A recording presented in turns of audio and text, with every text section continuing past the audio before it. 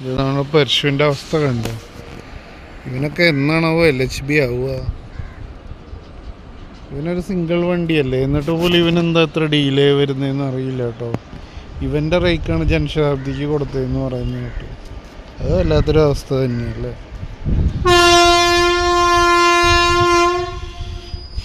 എന്താടാ നമ്മുടെ പരശു പോകുന്നു ഗൈസ്. മറ്റേ വണ്ടി ഇപ്പോൾ വരും. അവൻ പുതുക്കടെത്തി. പുതുക്കടെത്തി. ഇപ്പം പരസ്യത്തിൻ്റെ പേരിലാണ് ഈ വണ്ടി നിലനിൽക്കുന്നതെന്ന് എനിക്ക് തോന്നുന്നത്. കണ്ടോ, റൂഫ് ടോപ്പ് കണ്ടോ? റൂഫ് ടോപ്പ് കാണുമ്പോൾ തന്നെ നിങ്ങൾക്ക് മനസ്സിലാവും അത് വണ്ടിയുടെ പഴക്കം എത്രത്തോളം ഉണ്ടെന്ന്. ഞാനിവിടെ ടിക്കറ്റ് എടുത്തിട്ടാട്ടോ ഇരിക്കുന്നത്. ഇനി ഇവിടെ വരുമ്പം ഒരു വാലിഡ് ടിക്കറ്റ് ഇല്ലാണ്ട് ഇരിഞ്ഞാലക്കുട പ്ലാറ്റ്ഫോമിൽ കയറി ഇരിക്കാൻ പാടില്ല ആരും. അഥവാ എന്തെങ്കിലും ചെക്കിങ്ങോ കാര്യങ്ങളോ ഉണ്ടായാൽ നല്ലൊരു എമൗണ്ട് ഫൈൻ വരാൻ സാധ്യതയുണ്ട്. എനിക്ക് 2:15 വരെയുള്ള സമയം. അപ്പോൾ എനിക്ക് 2:15 ആകുമ്പോൾ എനിക്ക് ടിക്കറ്റ് എടുക്കാമല്ലോ പാസിന്. അപ്പോൾ നമ്മുടെ മറ്റേ വണ്ടിയും വരുന്നുണ്ട്, പെയറിങ് വണ്ടിയും വരുന്നുണ്ട്. പരശുരാം എക്സ്പ്രസ് ഇപ്പോൾ വരും കേട്ടോ ഗൈസ്. 166-49 ഇപ്പോൾ വരും. ഞാൻ ഈ വണ്ടിക്ക് പോയിട്ട് ഗുരുവായൂർ പാസഞ്ചറിന് വരണം, ഗുരുവായൂർ എറണാകുളം പാസഞ്ചറിന് വരണം എന്ന് വിചാരിച്ചു. പക്ഷെ അതിപ്പം നമ്മൾ വേണ്ടാന്ന് വെച്ചു. നമ്മൾ ഇരിഞ്ഞാലക്കുടയിൽ നിന്ന് തന്നെ യാത്ര പുറപ്പെടാമെന്ന് വിചാരിച്ചു. മൊത്തം പരസ്യമാണ് കേട്ടോ. ഇപ്പം ജനശതാബ്ദിയും ഏകദേശം പഴയ കോച്ച് വെച്ചിട്ടാണ് ഇന്നാൾ ഞാൻ കണ്ടപ്പോൾ ഓടുന്നുണ്ടായിരുന്നു. ഈ നല്ല കോച്ചുകൾ വരുമ്പോൾ എന്തിനാണാവോ ഇവരിങ്ങനെ മാറ്റി മാറ്റി കളിക്കുന്നത്? ആ ഒരു സ്ഥിരം കോച്ചുകൾ ആ വണ്ടിക്ക് തന്നെ അലോട്ട് ചെയ്യേണ്ടത്. ഇത് വേറെ വണ്ടികൾക്ക് കൊണ്ടിടുന്നത് എന്ത് കഷ്ടമാണ്. പറഞ്ഞിട്ടൊന്നും ഒരു കാര്യമില്ല. ഇപ്പോൾ പരശുറാമിന് നല്ല റേക്ക് കൊടുത്താലും തന്നെ കുറച്ച് ദിവസം കഴിയുമ്പോൾ ആ റേക്ക് മൊത്തം മാറിയിട്ടുണ്ടാവും. അതാണ് ശരിക്കും സംഭവിക്കുന്ന കാര്യം. നമ്മുടെ പെയറിങ് ട്രെയിനും വരുന്നുണ്ട് കേട്ടോ. പരശുറാമിൻ്റെ പെയറിങ് ട്രെയിൻ, പെയറിങ് 166-49 ഇതാണ് നമ്മുടെ പരശു. ഇതിന് പോവുകയാണെങ്കിൽ എനിക്ക് 1:30 ആകുമ്പോഴേക്കും തൃശ്ശൂർ എത്താം. എന്നിട്ട് പിന്നെ അവിടെ എത്തിയിട്ട് അവിടെ പിന്നെ പാസഞ്ചറിന് പിന്നെ വേറെ ടിക്കറ്റ് എടുക്കേണ്ടി വരും. അത്രയുള്ളൂ. 20 രൂപ ഒരു ടിക്കറ്റിന്.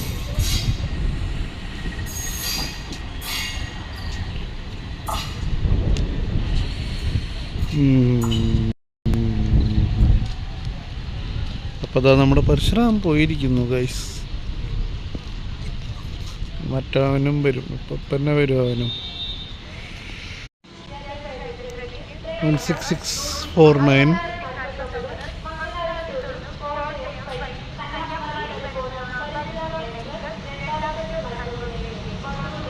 ഈ റോഡ് WP4.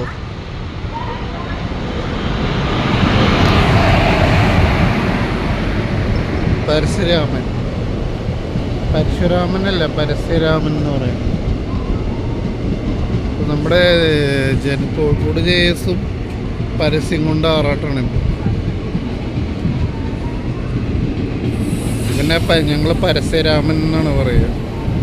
മൊത്തം പരസ്യമുള്ള വണ്ടിയാണ് AC കോച്ച്. ചിലതിൽ മാത്രം നോർമലാണ്, പക്ഷെ കോച്ചൊക്കെ പഴയത് തന്നെയാണ്.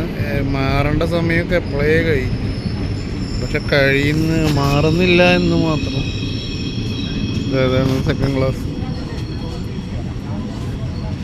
അണ്ടർസേർഡ് എല്ലാം അണ്ടർസേർഡ്.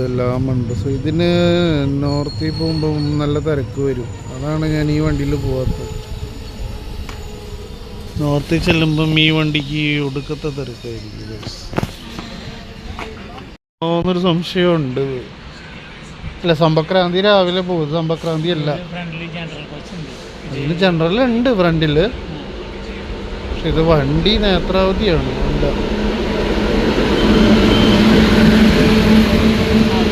അല്ല ജാംനഗർ നല്ല വണ്ടിയത്. കാപ്പയല്ല, തിരുനെൽവേലി ജാംനഗർ. ഞാൻ പോകാറുള്ളതാണ്. ഞാൻ ബോംബെ പോകാൻ വേണ്ടിയിട്ട് അവിടെ ഇറങ്ങും. വസായി റോഡ് യാത്ര സ്റ്റോപ്പ് കുറവാണ്.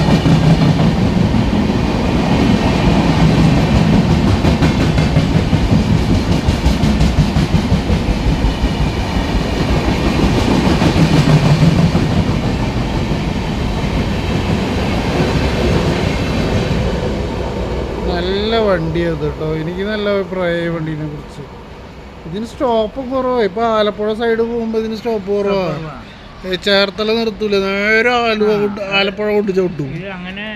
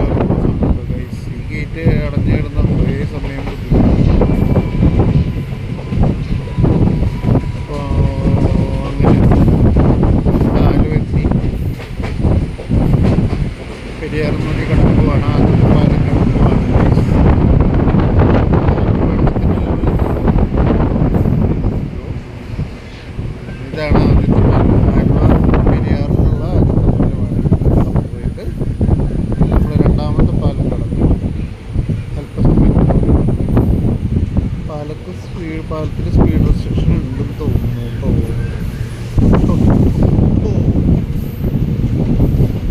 സ്പീഡ് റെസ്ട്രിക്ഷൻ ഉള്ളത് കാരണം എന്തോ എല്ലാ വണ്ടികളും വർക്ക് കാര്യങ്ങളും നടക്കുന്നു.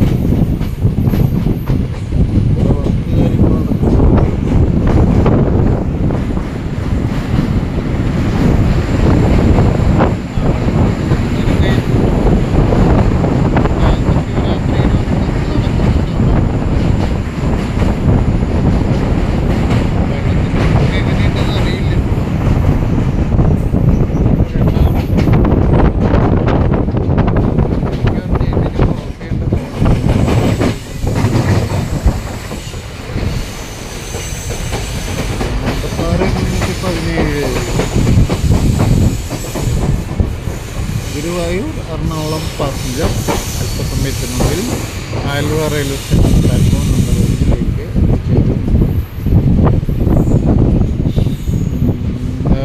എന്താ നീളം നമ്മുടെ വണ്ടിയുടെ ലെങ്ത് കണ്ടത്. എന്താ ഇവിടുത്തെ ഒരുപാട് പേര് ട്രാക്ക് മുറിച്ച് കിടക്കുന്നു.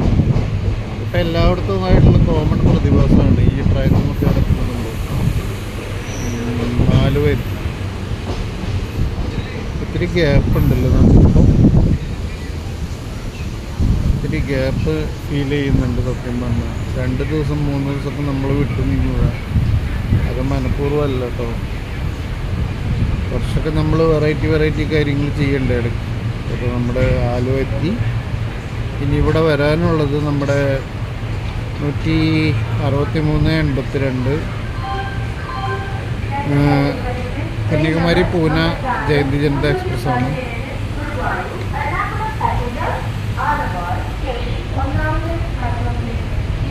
എത്തിച്ചേർന്നിരിക്കുന്നു.